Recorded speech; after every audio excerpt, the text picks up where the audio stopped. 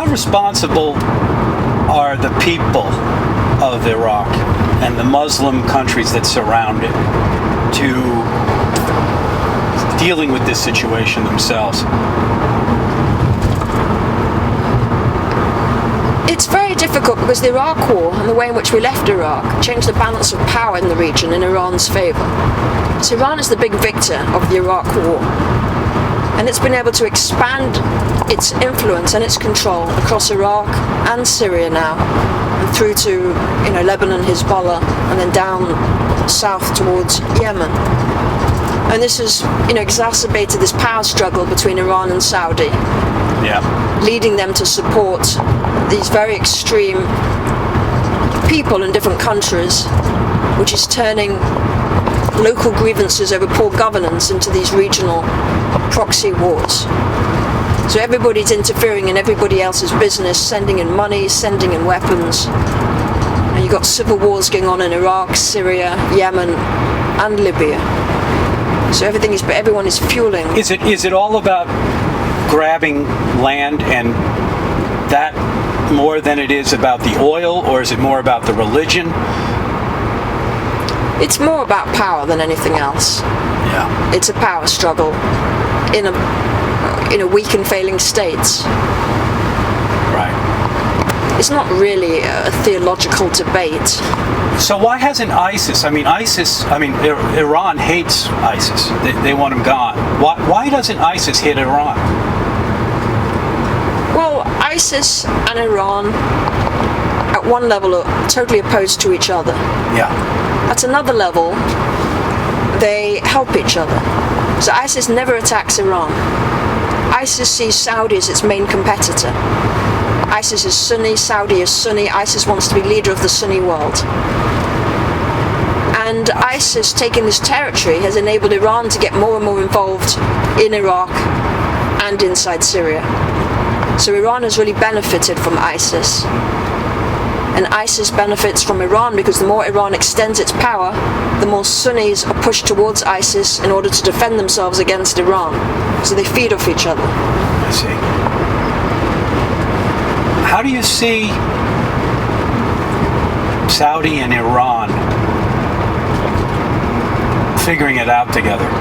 Can they do it? I mean, isn't that the big issue? The big question is if Saudi and Iran can get together and learn to find some common ground, just like the Catholics and the Protestants did, there could be peace.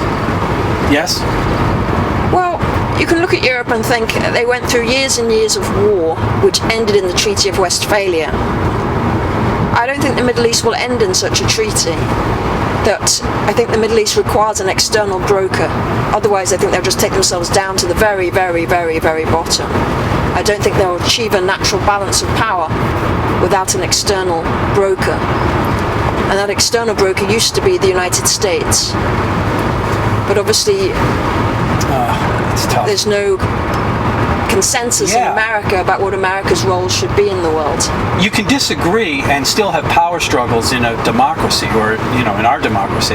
But then if you let that kind of craziness rear its head, it's like a failed state. You saw what a failed state was like. Yeah, but if you don't have rules of the game and people don't agree what the rules are, then it's a free-for-all.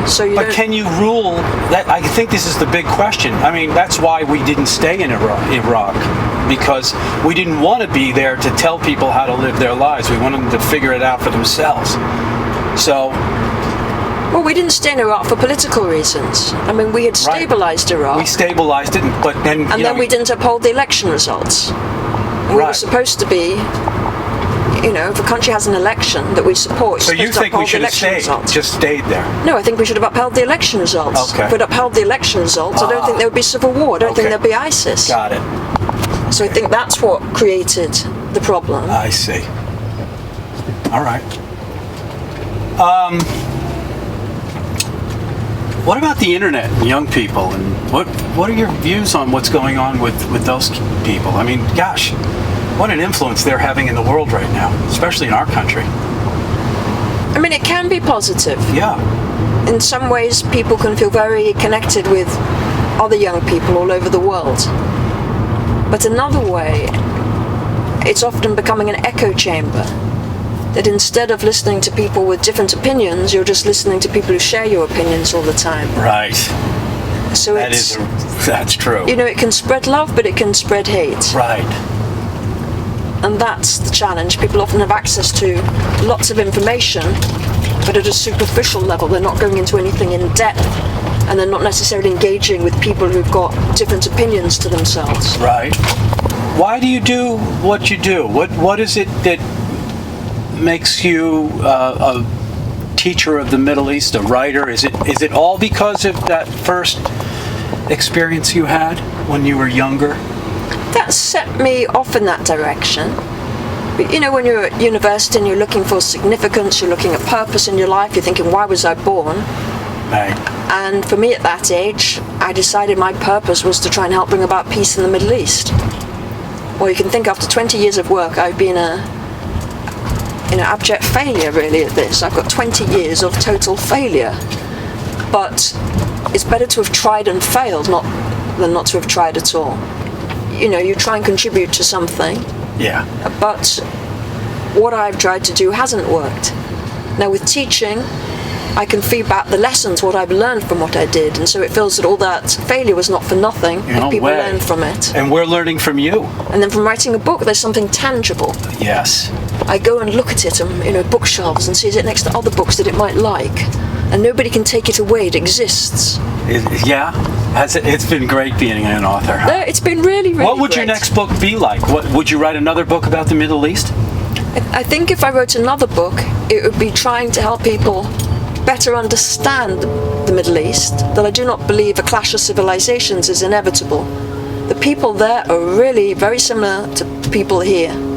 The people everywhere in the world are much more in common than they have. I than totally divides them. agree. I'm a traveler They're too. human, so Yes. I totally agree with that. and I'd like to sort of show stories and give people's I voices. just wish more people, instead of assuming and being afraid, and labeling, but go out and see the world. And to see that really See people. you shouldn't be afraid. Oh, Don't be afraid. that was fun. Well, thank you very much. Thank you. And show me around the island. Yes, I hope you enjoyed that. And beautiful. So where are you off to next? What's in the? London tomorrow. Oh, tomorrow. I'm glad I got a chance to talk to you then.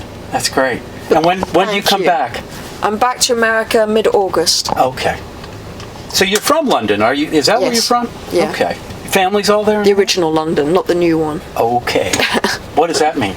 The original? Well, there's New London, Connecticut. I'm from Old Oh, London, well, I think England. that's obvious. You've got the great I've got accent. the accent.